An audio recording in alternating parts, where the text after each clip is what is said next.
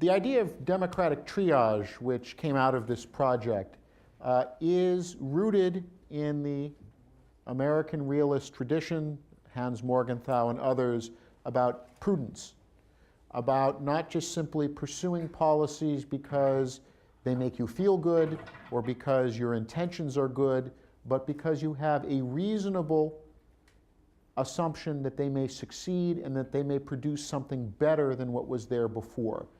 And I think what's happened when we were writing and working on this project and since then is really to illustrate the importance of prudence as part of this approach. That we may feel that the world should be democratized now. We have to balance it against resources, capabilities, and as we've seen, there are some real issues in the US national security system that we have to address. One of them is, of course, the question of persistence, of being able to do things over a much longer time frame. One of the things that has changed since, Adrian, you started in the Foreign Service, is the idea of a bipartisan consensus that outlasts individual presidential administrations. So we just have had the example this week of a president reversing course on a major policy initiative of his predecessor, which sends the signal that essentially everything is up for grabs. One president comes in, another one comes in, policies change. There was a time when presidents started policies that they knew they would not see the benefits from. Harry Truman started policies that he would not benefit from personally in the elections of 1948 or 1950, and of course he chose not to run again, even though he was eligible to for 1952. Dwight Eisenhower started policies that he could not run on in 1956 or claim credit for in 1958. Today we have a political culture that if you don't see results within 18 months, you don't pursue them. You want to be able to say, what have I done as a president, or what has my party done in the Congress?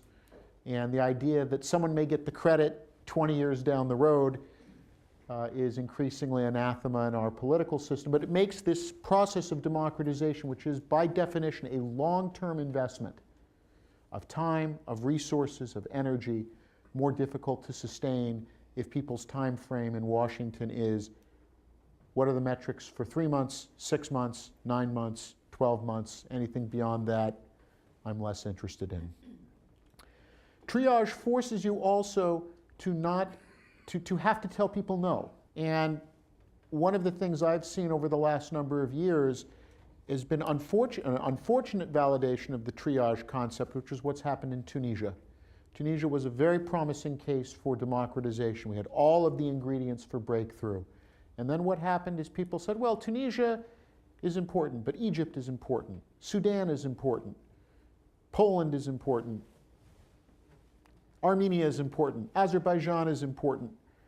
All of these different demands, and where concentrated resources could have made that breakthrough in Tunisia last and endure, we didn't put enough resources into it because there were too many programs, too many claims. Triage forces you to sometimes tell people, you have a claim, you are struggling for your rights, you are struggling for freedom. We can't help you at this point in the process. We need to put resources where they can do the most good.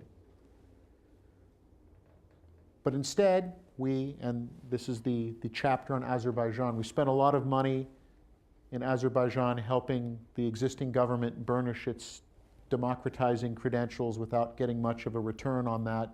Tunisia, we fell short. We didn't have the resources to spend there that we could have. Triage also is to encourage people not to, and again, telling people no is important because, and this is something that Alan Cooperman had already recognized more than 2 decades ago, when you convey the impression that the United States is going to support everyone at all times, what it means is the United States supports no one with any degree of results. But it may lead people to think that cavalry is going to be coming to their aid when there's no cavalry coming across the hills. Unfortunately, this is less a democracy promotion question, but unfortunately we've seen the results of this in Syria. where a Syrian opposition that for years believed that if they only held out long enough, the intervention was coming. 6 years later, millions of Syrians displaced from their homes, hundreds of thousands of people killed, even with the latest individual pinprick strikes that the United States has launched. It hasn't been a result that encouraged that by struggling and holding out for that, the end result has been a humanitarian catastrophe in Syria and then, of course, in the region as a whole.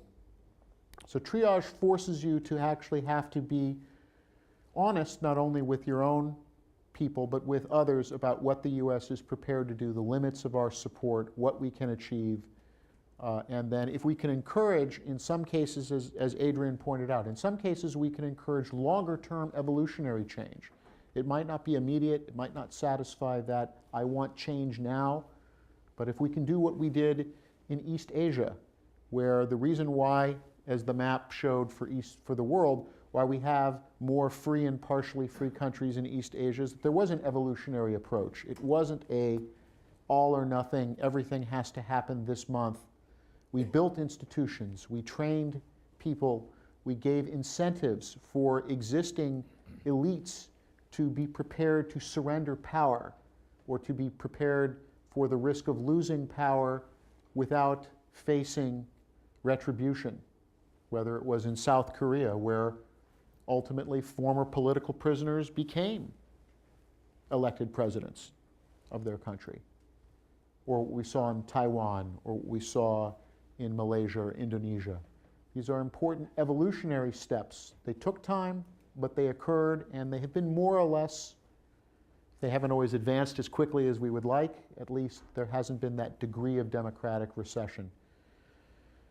This is also a way, of course, of rebuilding that core American support, because one of the things that Adrian pointed out is that whether those arguments are true or not, they're believed by people. They're believed by voters. American voters consistently believe that we spend more than 25% of the federal budget on foreign aid. Not true, but it's a belief, and that guides people's attitudes. What we've seen in, again, the way that the Iraq War was sold will have long-lasting repercussions. That's made Americans much more suspicious of grand projects to remake the world. And what's been happening with Afghanistan, where 18 years later, Afghanistan still doesn't look much better than it did when the intervention started, is causing a degree of erosion of American support. Triage can help to address that by saying we're not going to be everywhere at all times, but we're going to try to concentrate where we can do the most good and where it's good for our values and good for our interests. So I think that this is an important approach. Whether this administration buys into it or not, we'll see. We've already seen 2 shifts in the national security team so far. We don't know how it will play out over the coming months, who will still be in key positions, what happens with the midterm elections. As Adrian pointed out, we may have a period of time where we can figure these things out here without too much long-term damage to the cause of democracy, but we'll have to see what happens there.